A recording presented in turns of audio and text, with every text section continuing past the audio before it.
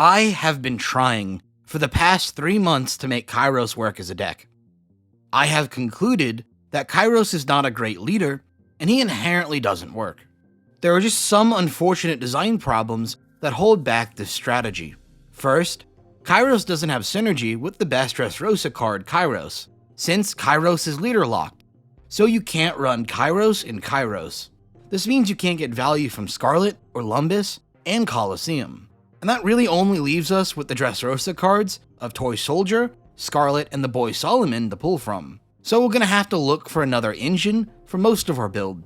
Our next problem comes from the lack of synergy with Yellow. It might seem fine at first, but Yellow doesn't really have great payoffs for decreasing an opponent's character's cost. More importantly, we don't really have any triggers in Black, nor can we really abuse them with a 4-life leader, so the benefits of stacking life and healing are minimal. This leaves us with either the most generic of Yellow staples, such as Kikunojo or Rush Ace, or the bare minimum of life flipping, like Kozuki Hiyori and Sanji. Our next problem to solve comes from Kyros' leader skill being very restrictive. Having to set something to 0 is rough, so a majority of the generic Black cards and engines are just not gonna work. Resolving a Tempest Kick won't KO a 6 cost, inherently, like in Rob Lucci. This means we need only the largest and most efficient cost decreasers like Hina, Kuzan, Laboon, or Ice Age. These are the conclusions I came to when trying to develop Kyros as a deck. It's a very challenging set of problems, but I do think I have quite the solution. We're going to use Kyros as a vehicle to deliver Black and Yellow staples. Quite simply, we should look to abuse what Kyros is good at, which is being a Black-Yellow leader with minimal removal. Black staples synergize absurdly well with Yellow staples. Gecko Moria can revive Kikunojo and Viola Blocker. This alone makes our Gecko Moria not only on par with the best Black decks, but situationally better than the best Black decks. Like, it's an absurd amount of value. Follow up a Gecko Moria with a 10-drop Ace, and we can grind top end or counter getting Rush. It's actually crazy. Here's a hard lesson I learned. Outside of dropping 1 card from hand for cost decreasing, we should never be using leader skill to KO something. Unfortunately, it's just too efficient. So unless we have to, don't. That being said, dropping an Ice Age and removing a 5-drop for just 1 card is crazy. At 5 Dawn, we can still throw out a 4-drop for pure value, and then still remove an opponent's options. This is where my build and ratios come into play. For OP7 and OP8, we use the same core but change the text to fit new better options. Let's start with the basic OP7 list. Given that our best removal options come from Ice Age and Hina, I've fully committed to a Navy package, so they're going to also be our 2Ks in this deck. We also get the tech in Kuzan here, and while I didn't do this, if you think you need it, you could potentially tech in Borsalino. For our Yellow engine, it's 4 Kikunojo, 4 Viola, and 4 Rush Ace. Obviously, we want only the most direct synergy with our gimmick, so we're keeping the Yellow engine minimal. I do feel 4 Ace is a bit of a brick, but we really need to see top end when playing this deck. Then we have our recursion package of 4 Rebecca and 4 Gecko. Very standard stuff for a Black deck, but still very powerful here. Sabo's there for protection and hand fixing, only 3 of since he's a brick, and not needed for most matchups that aren't Black. That brings us to the odd additions in this deck, specifically Solomon and 10-drop Kuzan. Solomon does a few things. First, he's a -2 cost decrease on play and on attack, so he gets minor value immediately, and our opponent has to deal with him since he makes our other cost decreasing effects absurd. Hina now removes a 6 cost, Ice Age now removes a 7 cost, and Kuzan now removes a 6 as well. Solomon is also just resilient enough to take a resource to KO. 4K power means he takes an extra card from Law to kill. 3 cost on a bad unit is very obnoxious for Gecko Moria. Like, they can remove it, but it's kind of annoying, right?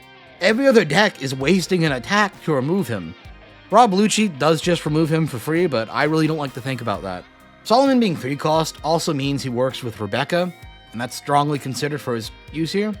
But the most stupid thing I want to mention is that the milling effect has a noticeable positive impact on Kyros' consistency.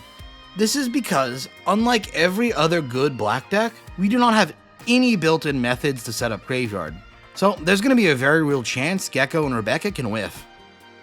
So milling 1 to 3 extra cards is enough to skew the odds, especially since our deck is mostly built around 4 costs or lower. None of these factors I mentioned to glaze Solomon make this a good card. That being said, he does fit very strongly into a hole in this deck's game plan, even if he doesn't really fill it up. 10-drop Kuzan is actually a tech just for OP7. In OP8, Kuzan and some other cards are replaced with 7-drop Jack. The deck is very reliant on top end, so if you don't see the grind enablers, the illusion shatters and we lose. As such, we have to run a lot of costly cards. Gecko and Ace need little explanation, but there's some consistency issues with only 8 top end, so we want to run about 7. In OP7, Kuzan is the best choice. He has a strong synergy with leader skill and can just blow out unsuspecting opponents. If we manage to stick a Solomon on the board beforehand, Kuzan in leader hits a 7 and a 5 cost. Absolutely bonkers. That being said, 10-drop Kuzan is kind of meh. He's very situational and hard to drop, unlike Ace and Gecko. That's why in OP08, he gets cut by the much stronger Jack. This deck is just a vehicle for delivering black and yellow staples, so the less unique the option, usually the better. Jack is absurd in the Black Mirror match, and finally gives good options for non-leader removal. Plus he fills grave and hand fixes. If I could fit 4 in here I would. Maybe I will as it comes to playing it physically in the TCG, but we'll see when it comes to that. Right now, I think it's just too much to successfully remove something else. Here's some advice. Remember, in the black matchup, you need to establish Jack first, and or use battle to take out theirs. Since Jack can just steamroll in either direction, you have to win the Jack off.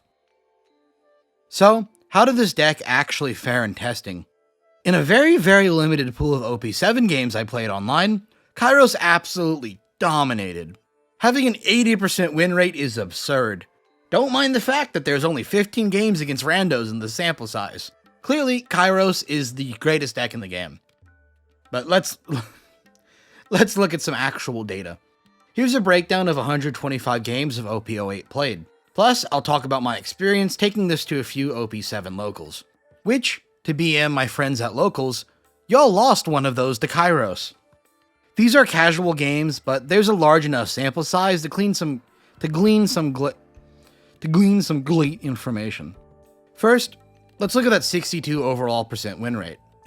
It seems good, but with the casual nature of testing, that's roughly going to equate to about a 50% win rate IRL. So I managed to get this leader to be solid, which, considering how most people view him, I think is really good. Every matchup on here has at least 5 games played. I tried to get an average of 7 for most of the decks here, and went over 10 on the biggest threats. Still, that being said, do take this as a general guide. The issues come from this deck's meta matchups. We absolutely smoked any rogue deck. We outgrind any late top-end decks, and have removal to shut down mindless aggro. We even have a decent matchup against Enel. Since we have so much top-end, that's better against their top-end. Also, in IRL testing, Kyros had an excellent matchup into Black-Yellow Luffy. The issues come from the best 2 decks in the format, Lucci and Law. Because they have removal and aggro, we're thrown into a very, very bad spot, which we can see from the meta win rate versus the rogue win rate.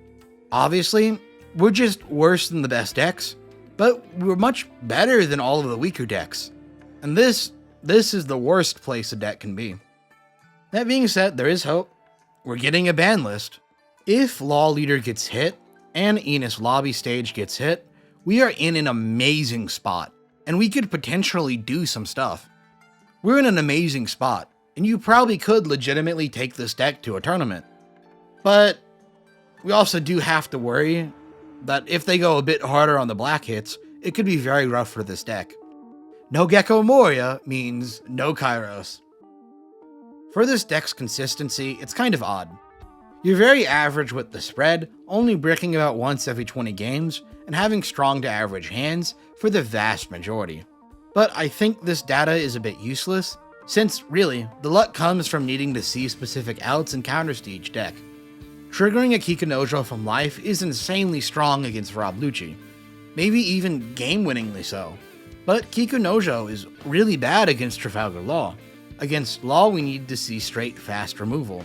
Inno, however, rewards us for seeing the most top end, or more setup-based removal. Needing to see exact cards against every matchup leads to this deck being absurdly sacky. While you only beat Law and Lucci a third of the time, those winning matchups are impossible and miserable for the Law and Lucci player.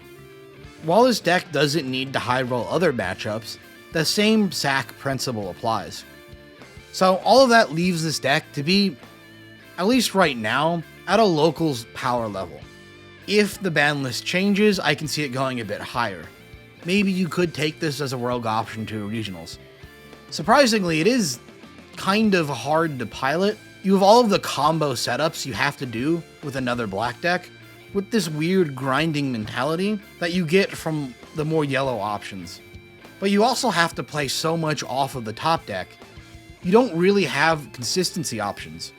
You need to be good at just flexing on a whim and doing the odds of what you could see in the future, and then dealing with it when you don't have what you need. So that's my deck profile on Kyros. I really wish there was a meta deck I like so I could actually do one of these videos and maybe get somewhere as a player. Oh well, I enjoy garbage too much, I suppose. Subscribe if you want to see more. Thanks for watching, and I'll see you next time.